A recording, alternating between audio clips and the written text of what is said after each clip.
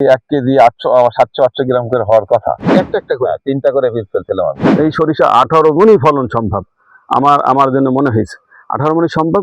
তবে সুপ্রিয় দর্শক, আজকে আমরা এসেছি ধানখোলা গ্রামে।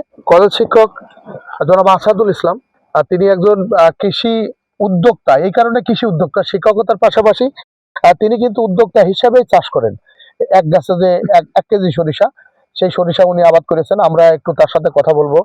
কোন মাসে রোপণ করছিলেন? মানে আমি কার্তিক মাসের মাঝামাঝি বীজ বপন করছিলেন কিনা? না, আমি লাগাইছিলাম, লাইন করে লাগানো আর কি। বীজ লাগিয়ে দিছিলেন? বীজ লাগাইছিলাম। আচ্ছা, পুঁতে দিছিলেন। আচ্ছা আচ্ছা, একটা একটা করে 3টা করে পিস ফেলছিলাম আমি, 3টা-4টা করে। বাকিগুলো উঠাই ফেলছিলাম যখন রোপণ অঙ্কুরোদ্গম হয় তখন উঠাই ফেলছিলাম আর কি। ওই দুটো একটা করে রাখার নিয়ম তো, মাঝে আমি 2টা রাখছি এই আর কি। আচ্ছা আচ্ছা, এটা কতটুকু জমি? এটা 11 কাঠা। 11 কাঠা। এখানে কত গাছ আছে, হিসাব আছে? হিসাব আমার মনে হয় 900 থেকে 1000 এরকম হবে। 900 থেকে 1000। 1000 হলে তার মানে তো 1 টন হবে 1 কেজি করে হলে। এরকম হয়। 1 টন মানে তো 25 মণ হয়ে যাবে।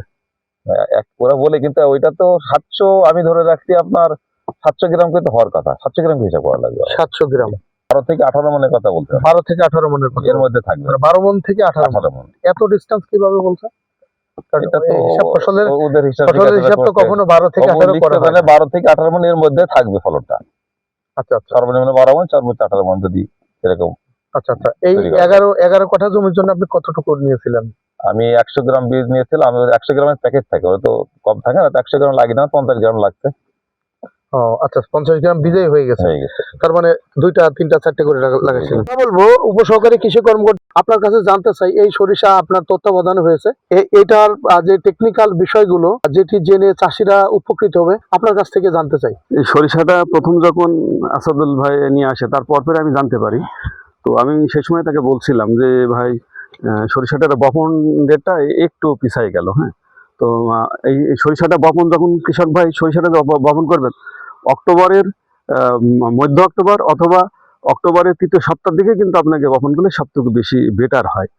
আর আরেকটা জিনিস যেটা মাথায় রাখতে হবে, সেটা হচ্ছে বপনের যে দূরত্বটা, এই দূরত্বটাকে আপনাকে অবশ্যই সঠিকভাবে অবলম্বন করতে হবে। সেই ক্ষেত্রে আমি আসল ভাইকে বারবার বলছিলাম যে 3 মিটারের ভিতরে রাখতে, কিন্তু সেই ক্ষেত্রে 1/2 মিটার কমায় দিচ্ছে আর কি। আর মাঝে মাঝে যে কাজটা করছে সেটা হচ্ছে, সরিষা তো 2টা-3টা সরিষা দেওয়া ছিল, সেখানে যখন সরিষাটা পাতাকরণ করছে, ঘাস টাস যখন তুলছে, তখন ওই টাইমে কিছু কিছু সময় সরিষা ওই যে একই গোছে 2টা রয়েছে। এই কারণে আপনার হচ্ছে একটা টেকনিক্যাল প্রবলেম যেটা করছে ভাই। আর একটা টেকনিক্যাল এটা পরবর্তীতে যখন আপনার করবেন, সেটা হচ্ছে মাঝে মাঝে সরিষা একটু ফাঁকা রাখতে হবে। আমরা বলি লগো ধানে, আপনারা দেখবেন যে ওই যে মাঝে মাঝে ফাঁকা, 10 লাইন পর পর যেটা মাঝে মাঝে এই লগো পদ্ধতিটা করতে হবে। আসাদুল ভাইকে আমি সতর্ক করি যে ভাই 20 থেকে 25 দিনে একটা শেষ হবে, এবং সেই টাইমে আপনার ঘাসগুলা পরিষ্কার পরিচ্ছন্ন করে তারপরে আপনার একটা স্প্রে হবে। সেই সময় আসাদুল ভাই একটা রোবরাল স্প্রে দিয়েছিল। পরবর্তীতে যখন ফুল আসে, 1-2টা ফুল আসে, সেই সময় তাকে আমি একটা বায়োশিল নামে একটা ওষুধ দিতে বলছিলাম, কিন্তু সে পরবর্তীতে সম্ভবত অটোস্টিন কার্বনডাজিম গ্রুমের একটা ওষুধ স্প্রে দিয়েছিল আর কি। আর যখন একদম ফুল ডগমেগে, সেই টাইমে আমরা আর কোনো বিষ বা কোনো ছত্রাকনাশক স্প্রে করিনি, কিন্তু প্রচুর পরিমাণে মৌমাছি ছিল। হ্যাঁ, আমি আসার পরে দেখছিলাম প্রচুর পরিমাণে মৌমাছি। আর সেই সময় সরিষার কিন্তু যেহেতু 15 দিন কম ছিল, সেই ক্ষেত্রে সে কিন্তু একটু হতাশ ছিল। আমি বললাম ভাই কোনো সমস্যা নাই, এই সরিষা আপনার ইনশাল্লাহ আপনি আশা অনুরূপ ফল পাবেন। পরবর্তীতে আমি আসার পরে আবার বায়োক্লিন, তারপরে আপনার জাব মারার জন্য বায়োক্লিন, তারপরে আবার আর একটা বায়োশিল, এবং ভাই আর একটা অ্যামিস্টার একটা স্প্রে সে সরিষাটা করছে। তবে এটা আশা রেখে কিছু কিছু গাছে আপনার 1 কেজি থেকে 1.25 কেজি, মানে 1 কেজির উপরে ফলন আছে। সেক্ষেত্রে আমরা ভাইকে বলছি যে, আবার টেকনিক্যাল একটা সেট আমি বলছি ভাইকে যে, দেখেন একটা মৌমাছি 7 কিলোমিটার দূর থেকে এসে কিন্তু আপনার এই সরিষাটা ক্রস দিয়ে যাবে। সেই ক্ষেত্রে জাতের কিন্তু একটা সমস্যা প্রবলেম হবে। সেইগুলাকে আপনি হচ্ছে মানে জাত বাছাই করার পরে যদি আপনি বীজটা সংরক্ষণ করেন, তাহলে পরে আমাদের এই এলাকার চাষিরা ঠকবে না, এবং আপনিও চাষি যেমন উপকৃত হবে, আপনিও আপনার কৃষি উদ্যোক্তা হিসাবে আপনি একটা ভালো সুপরিচিতি পাবেন। আর আরেকটা বিষয়, আশাদুল ভাই বলতেছে যে 12 থেকে 18 মণ, এই সরিষা 18 মণই ফলন সম্ভব।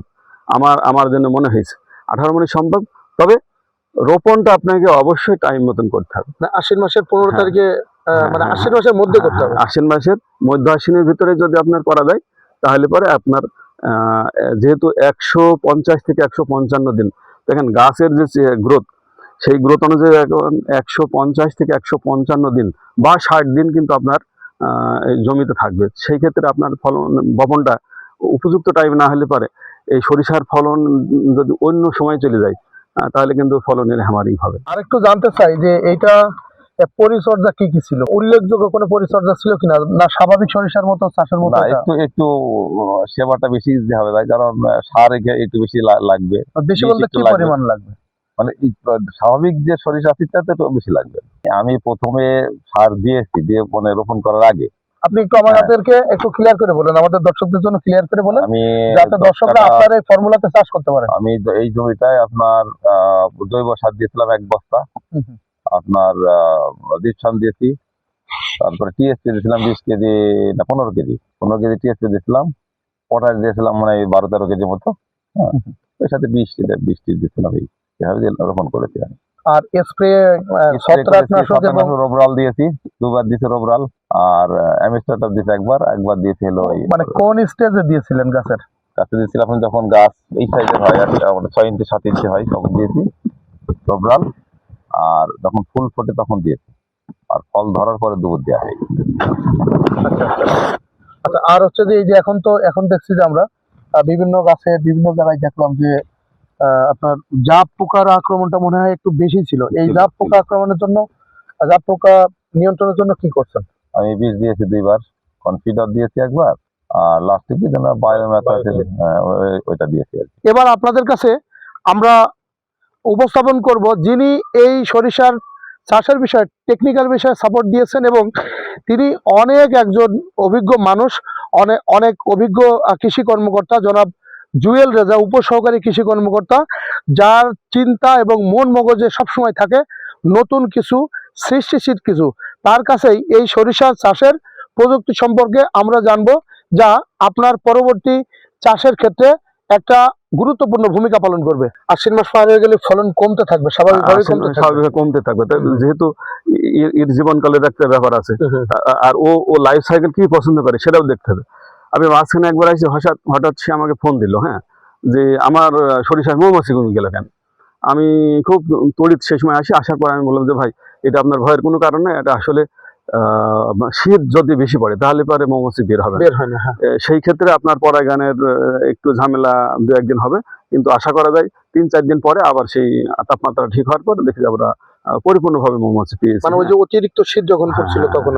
এটাই আমার এগ্রিকালচারে যতটুকু বিশ্বাস, এইটাই আমি আশা করি বিঘা প্রতি গড়ে 14 মণ আশা করা যায় ফলন হবে, আমি বিশ্বাস করি 14 মণ ফলন, 14 মণ ফলন ইনশাআল্লাহ। আর জীবনকাল কিন্তু 160 দিন আমরা ধরবো।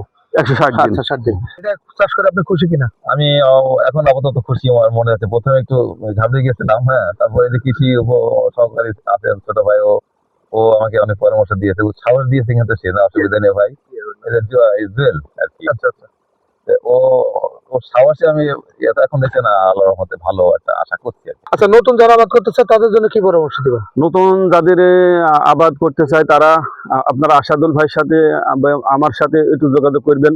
তারপরে আমরা বীজ সংরক্ষণ থাকবে আমাদের, সঠিকভাবে আমরা বীজটা সংরক্ষণ করবো, যেখানে আপনার হচ্ছে বেজাত আছে, সেই বেজাতগুলো আমরা বাছাই করে যে সুন্দর যে ভালো যে ফসলটা, সেই ফসলটা থেকে আমরা বীজ সংগ্রহ করব। আপনারা পরবর্তীতে যারা সরিষা চাষ করবেন কৃষক ভাই, আমাদের গাঙ্গের কৃষির ফসলের নিবিড়তা কিন্তু অনেক বেশি। ফসলের নিবিড়তা কারণ কিন্তু আমরা সরিষাটা আমরা পরবর্তী মানে একটু লেটে করি, কিন্তু না, এই সরিষাটা আপনাকে করতে হলে পারে অবশ্যই সময় মেনটেন করতে হবে। সার, বীজ, কীটনাশক, রোগবালাই সব কিছুই একেবারে গোড়া থেকে শুরু করে আগা পর্যন্ত সরিষার জীবনকাল সম্পূর্ণ আপনাকে খুবই একদম ছোট বাচ্চাদের যেভাবে নার্সিং করেন সেইভাবে করতে হবে ইনশাল্লাহ, তাহলে আশানুরূপ ফলন পাবেন ইনশাল্লাহ। পরিবর্তন আপনা আপনি আসে না, পরিবর্তনের জন্য নিতে হয় অনেক বেশি ঝুঁকি। যে ঝুঁকিতে সফল হয়েছেন এই ব্যতিক্রমী সরিষা চাষী কলেজ শিক্ষক আসাদুল ইসলাম। তার এই সফলতা ধরে সারা দেশের অনেক কৃষক সফলতা পাবে এমনটি প্রত্যাশা আমাদের।